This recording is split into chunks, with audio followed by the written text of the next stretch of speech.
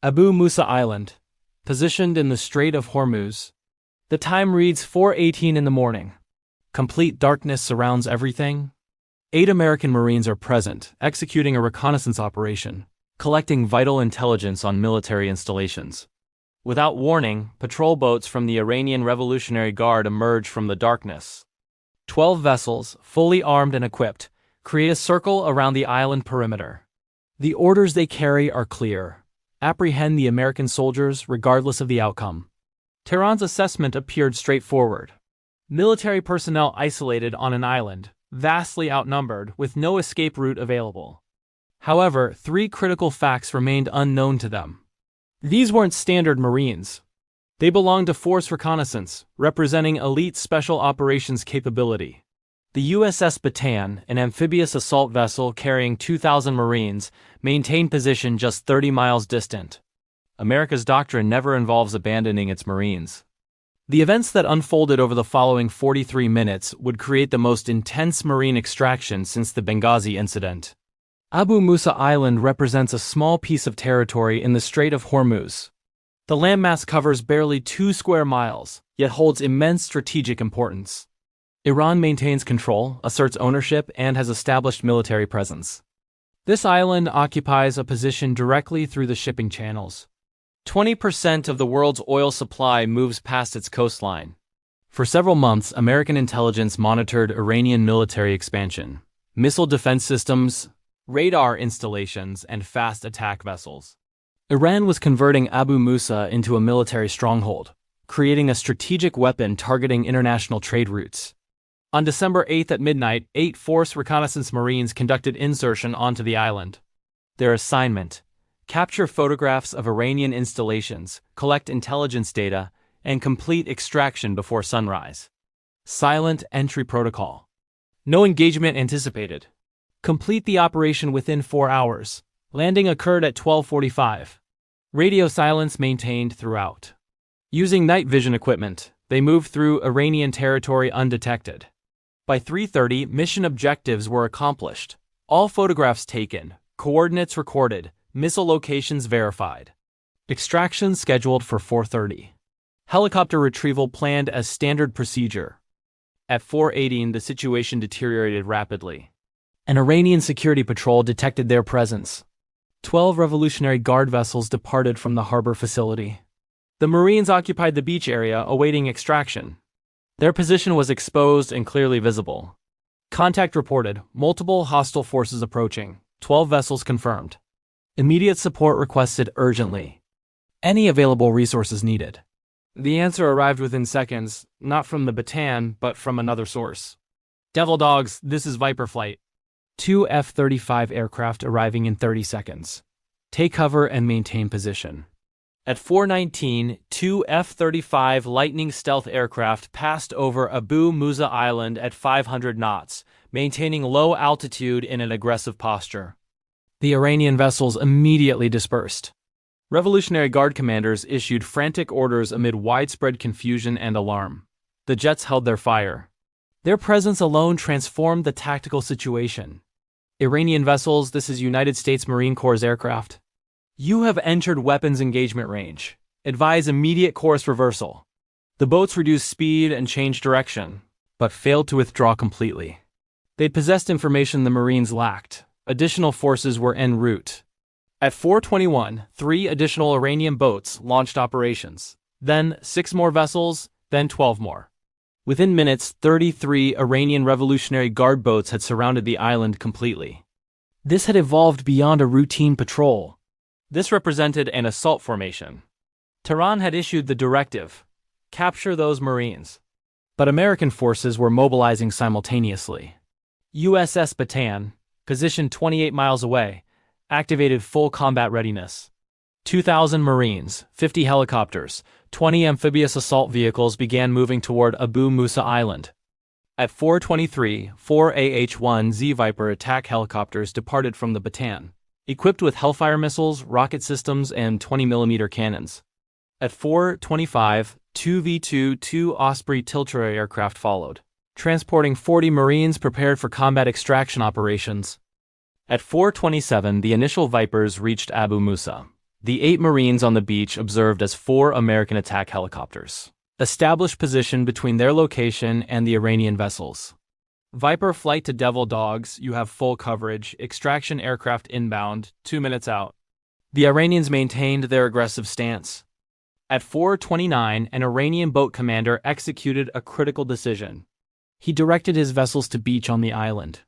Iranian Revolutionary Guards entered shallow water, weapons raised, advancing toward the Marines.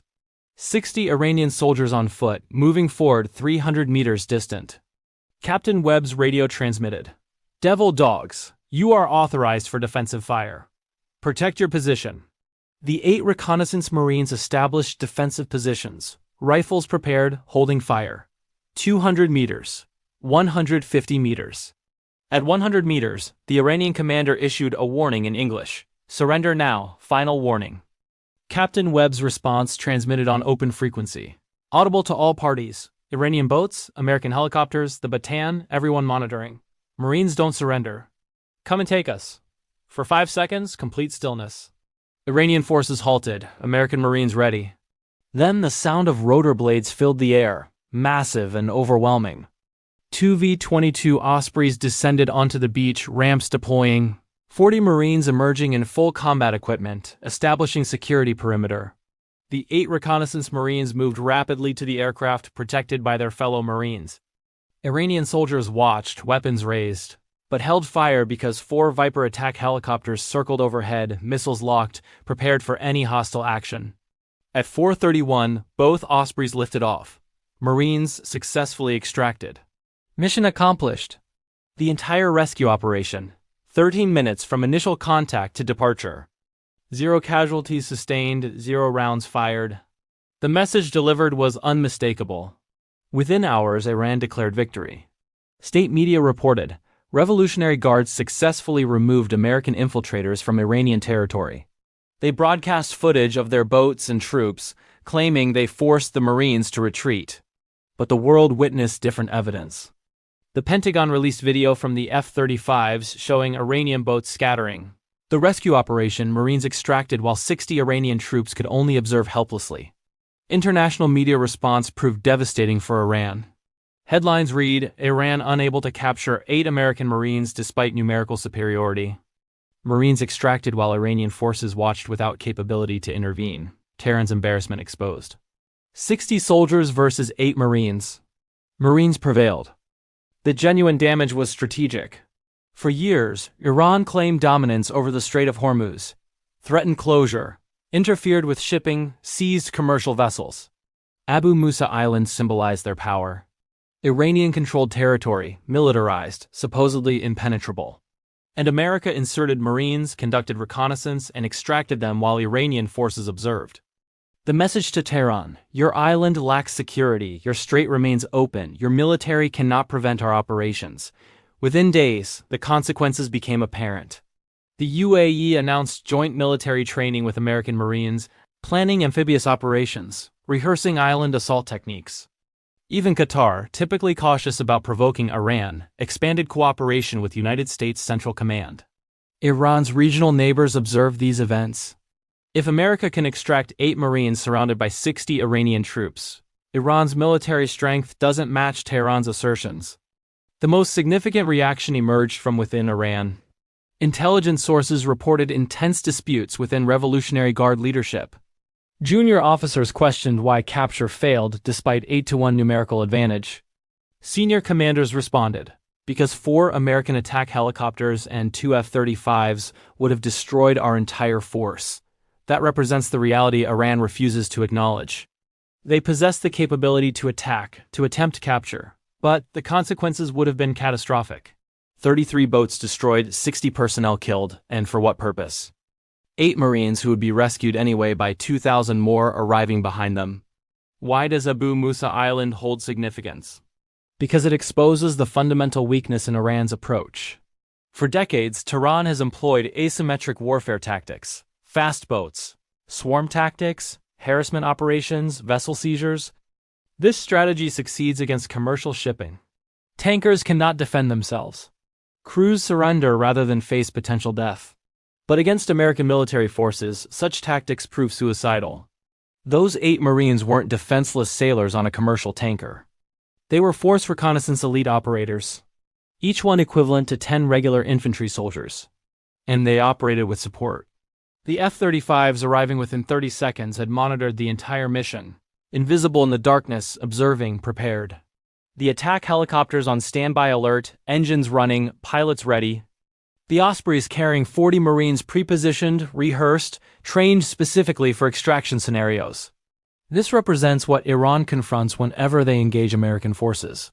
Not merely the personnel they observe, but the comprehensive network supporting them, satellites, unmanned aircraft, fixed-wing aircraft, naval vessels, Marines, an entire military infrastructure that responds within minutes to protect every single American service member. Iran lacks this capability. Revolutionary Guards function independently. No integrated command structure, no rapid response capability. Those 60 soldiers on Abu Musa watched 8 Marines escape because they had no air support, no reinforcements, no contingency plan. This explains why Iran seizes civilian tankers but avoids American warships. Why they harass commercial vessels but withdraw when Navy destroyers appear. They cannot prevail in direct confrontation, so they avoid engagement. Abu Musa proved something additional. America can conduct operations anywhere, even within Iranian-controlled territory. If Marines can insert onto Abu Musa, gather intelligence, and extract under Iranian observation, what other operations can American special forces execute? This represents psychological operations. Iran intended to demonstrate control of the strait. Instead, they demonstrated inability. That proves more damaging than any military defeat. 4:80 in the morning, Abu Musa Island. 8 Marines surrounded by 60 Iranian soldiers. 4:31, 13 minutes later, 8 Marines extracted. 0 casualties, 0 shots fired. Mission complete. Today, those Marines continue operations throughout the Middle East. Captain Marcus Webb received the Bronze Star for exceptional leadership under pressure. The Iranian Revolutionary Guard still control Abu Musa Island, still maintain military presence, still threaten shipping operations. But they learned a crucial lesson that morning: surrounding American Marines doesn't equal capturing them. Outnumbering American forces doesn't equal defeating them. Because Marines never operate alone. They fight with F-35s providing air cover. Attack helicopters on immediate call. 2,000 brothers 30 miles away, prepared to assault any position to bring them home. This is the Strait of Hormuz. This is Abu Musa Island. This demonstrates what occurs when Iran attempts to capture American Marines. 60 Iranian soldiers, 8 American Marines, 13 minutes of complete humiliation. Iran claimed victory. The world witnessed defeat. Because numerical superiority holds no value when confronting the United States Marine Corps. Semper Fidelis. Always faithful. Always rescued. Never abandoned.